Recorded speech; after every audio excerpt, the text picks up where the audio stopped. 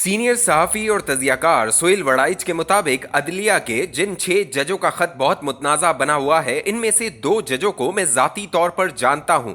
दोनों नामवर वकील थे, अवामी तौर पर जाने जाते थे। बतौर सहाफ़ी मेरी दोनों से रस्मी शनासाई है। अब जबकि इन पर नाजायज़ मलबा डाला जा रहा है तो ज़रूरी है कि मैं अपनी गवाही को ना छुपाऊँ, बल्कि एलानिया तौर पर इसे बयान करूँ। जस्टिस बाबर सत्तार और जस्टिस अतहर मिनल्ला दोनों मतमल खानदानों से ताल्लुक रखते हैं। दोनों की वकालत टॉप पर थी। वकालत छोड़कर और जज बनकर इन्हें माली तौर पर बहुत नुकसान हुआ होगा। दोनों ने जजी सिर्फ इसीलिए कबूल की होगी कि वो अदलिया में शामिल होकर पाकिस्तान में इंसाफ की बेहतरी के लिए कोई किरदार अदा कर सके। जस्टिस बाबर सत्तार जज बनने से पहले अखबारात में मज़ामीन लिखते थे, टॉक शोज में अपनी आरा देते थे। वो वाकई कानून पर अथॉरिटी रखते हैं, दानिश्वरी के आला तरीन ओहदे पर फाइज हैं। जज बनकर बाबर सत्तार बड़े नहीं हुए, जजी का ओहदा इनके नाम से बड़ा हुआ है। मुझे जस्टिस बाबर सत्तार के ख्यालात और फैसलों से इख्तलाफ हो सकता है, मगर इनकी दयानत, कानून पर इनकी दस्तरस और मुल्क के लिए इनकी वफादारी पर जरा बराबर शक नहीं। वो चाहते तो बैरून मुल्क रहकर अरबपति बन सकते थे, वकालत करते तो करोड़ों रुपए फीस लेते, मगर उन्होंने जजी कबूल की।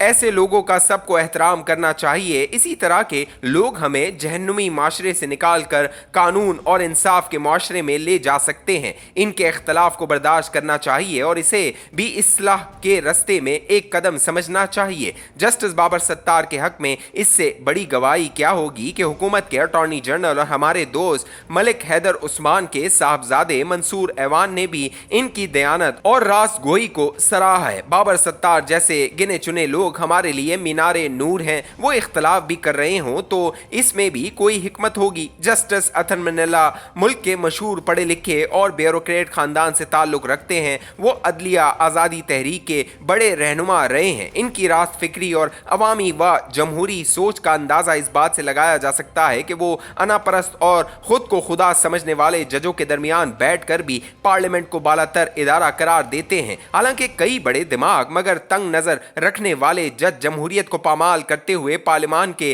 फैसलों को भी कल अदम करार देते रहे हैं। आज के बहरानी दौर में अतहर मिनल्ला गनीमत हैं। हम जब भी किसी इज्तिमाई गलती का इर्तिकाब कर रहे होते हैं तो तबीयत पर भारी बोझ महसूस होता है और बार बार सोच आती है कि हम ऐसे क्यों हैं। तबीयत के इस भारीपन को बरसों कबल सुना हुआ एक लतीफ़ा हल्का कर देता है, क्योंकि कभी कभार अपने ऊपर तनकीद और खुद मजम्मती से भी पेचीदा मसाइल समझने में मदद मिलती है। लतीफ़े भी बाज़ औक़ात पेचीदा तरीन मसाइल का खुलासा पेश कर देते हैं।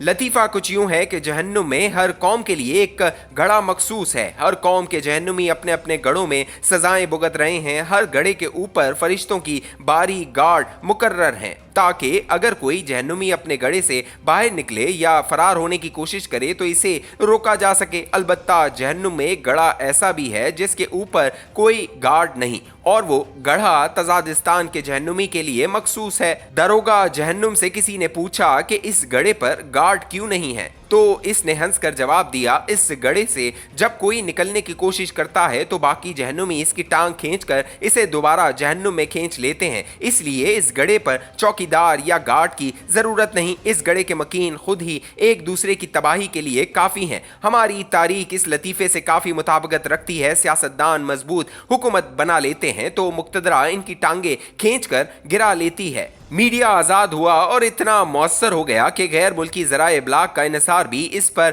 हो गया। तब माशरे के ताकतवर गिरोह ने मीडिया में दरार डालकर मीडिया की टांगें खींच लीं। इसी तरह जनरल अयूब और जनरल मुशर्रफ ने माशी तरक्की का सफ़र शुरू किया तो सियासी पार्टियों ने मुत्तहद होकर इसे बेअसर कर दिया। किसी ब्यूरोक्रेट ने आउट ऑफ बॉक्स सोचा और अवामी अंदाज अपनाया तो हमारे निज़ाम ने इस बागी को सबक सिखा कर रख दिया। अदलिया ने असम्बलियों को तोड़ने को जायज़ करार दिया। करोड़ों लोगों के मुंतखब वजीर आजम को 3-4 अनापरस्त जजों ने बुग़्ज़ो अनात की बना पर घर भेज दिया और इसे इंसाफ का झूठा नाम दे दिया। आजकल हम सब जजों के पीछे पड़े हैं कि कहीं वो जहन्नुम के गड़े से निकलकर कोई काराए नुमाया न सर अंजाम दे दें, इसलिए सब इनकी टांगे खींच रहे हैं। इस मौके पर मुझे याद आ रहा है कि पंजाब कांग्रेस के सदर मियां इफ्तिखारुद्दीन ने पार्टी छोड़कर मुस्लिम लीग में शमूलियत इख्तियार की तो महात्मा गांधी ने अपने हाथ से उर्दू में मियां इफ्तिखारुद्दीन अलाउद्दीन को खत लिखा। ये खत मियाँ खानदान के पास महफूज है, जिसमें कहा, मियाँ आप भले आदमी हो, जहाँ भी रहोगे भला ही करोगे। इख्तलाफ के बावजूद एहतराम इंसानी शर्फ की निशानी है। जस्टिस बाबर सत्तार और जस्टिस अतर मिन्नल्ला से इख्तलाफ के बावजूद इनके एहतराम में फ़र्क नहीं आना चाहिए। तारीख का मशहूर किस्सा है कि फ्रांसीसी सदर